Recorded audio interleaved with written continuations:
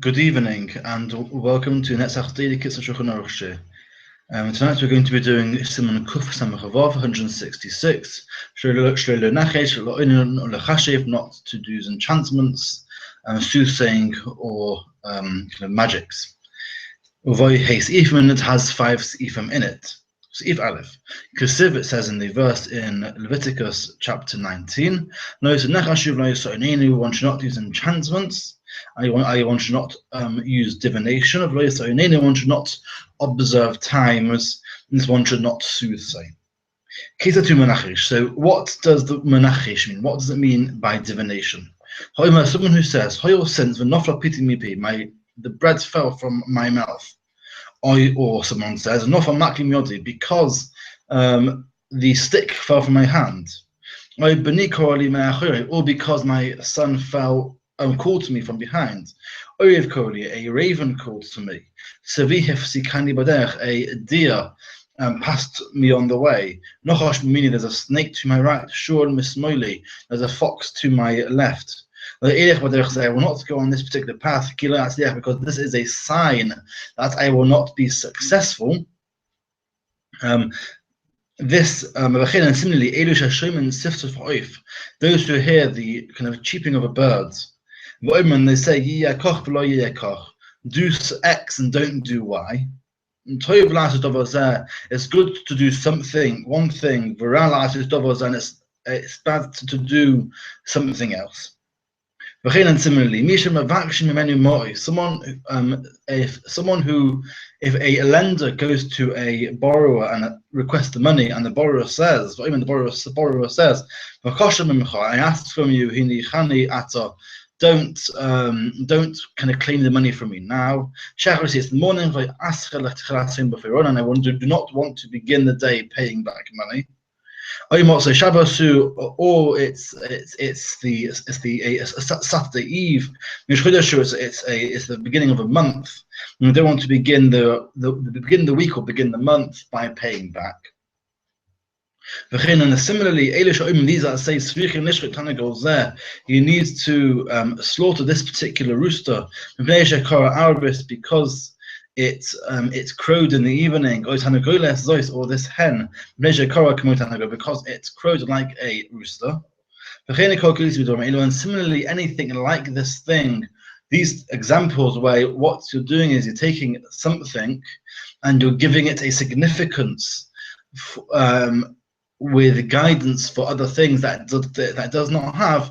This is all forbidden under divination. Someone who does something like this, transgresses a negative commandment. Some say, if someone does not give the reason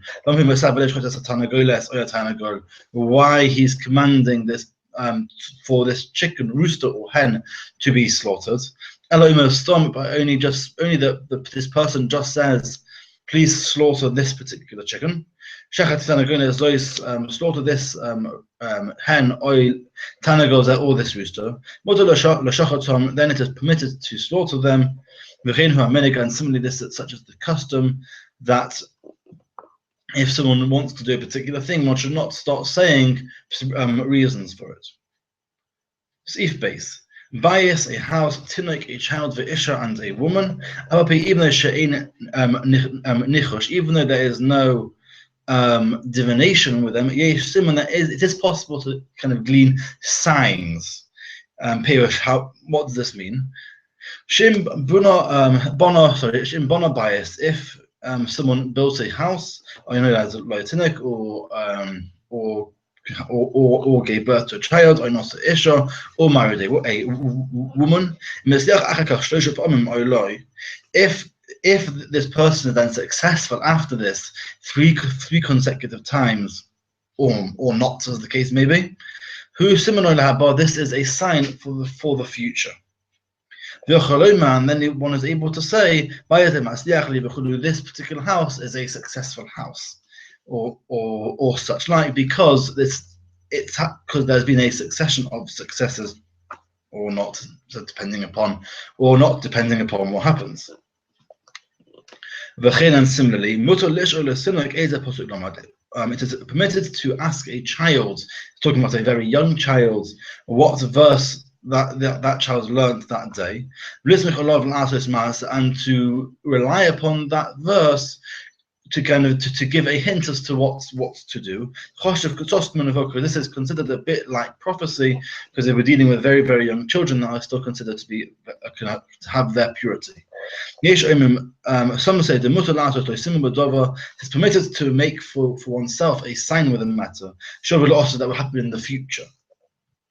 Like Eliezer, the servant of Abraham, did when he went to the well, where it says if he asked someone for one of the girls that comes to the well for a drink, he gives both the camels to drink and also him to drink, and that will be the girl for whom he will kind of ask to betroth to Isaac, or Yonasan ben Shaul, or Yonasan ben the son of Shaul, who also made kind of a sign that if X happens in the future, then that will be a sign that a certain particular path is the correct one.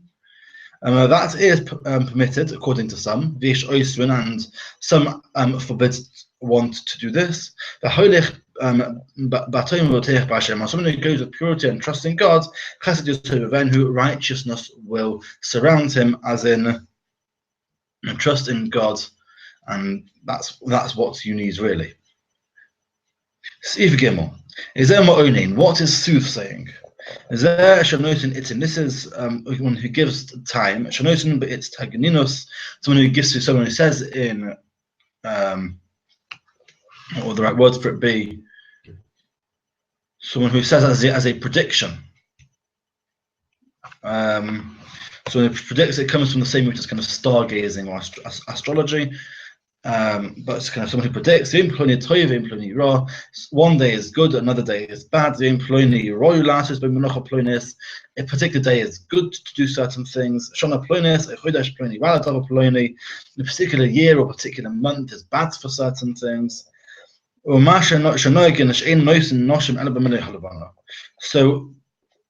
all of these things beforehand, where one is kind of making predictions about when auspicious times or not are, that is all comes under the kind of category of soothsaying, and that is forbidden.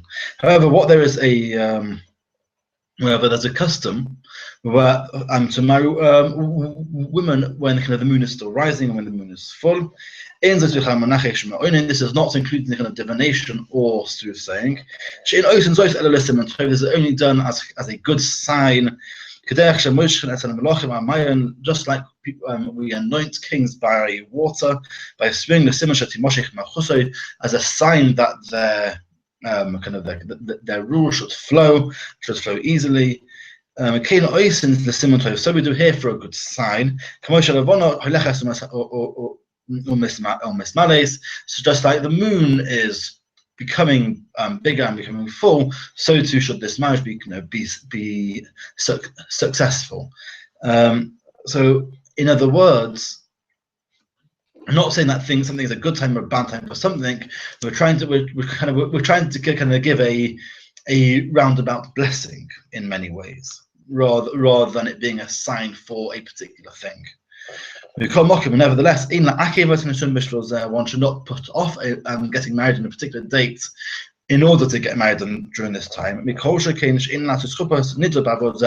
more so, one should not get married when the woman is menstruating because of this, because then one is twisting what should be something good on its head, and it becomes something bad. There's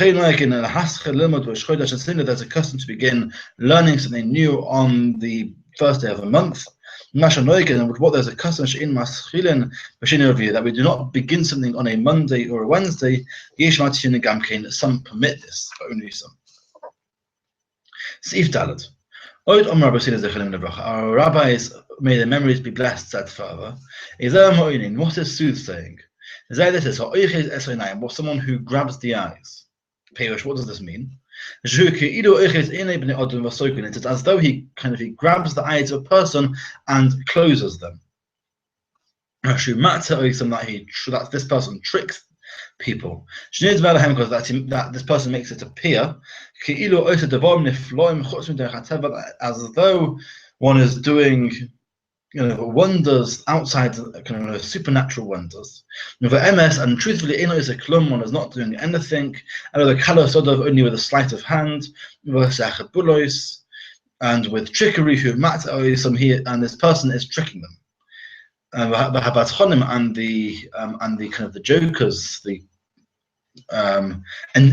the entertainers that do these kinds of tricks at weddings to entertain the crowd and the bride and groom, over and above, they are actually transgressing a negative commandment. And someone who commands them to do such, transgresses upon the rule of one should not put a stumbling block in front of a blind person. This also kind of includes asking people to do things that are wrong. And therefore, someone who has the ability to object is obligated to object to such a practice. And all the more it is forbidden to gaze and to enjoy this. But if a non-Jewish person is doing these tricks, then it is permitted to watch it, because the rule doesn't apply to non-Jews. Also, it is forbidden to ask help from witches and wizards, unless one's life is in danger. Or if someone got some sort of illness through witchcraft, or happening an evil spirit, it is permitted to become healed through a non-Jewish witch or wizard. Thank you very much for listening. Have a good evening.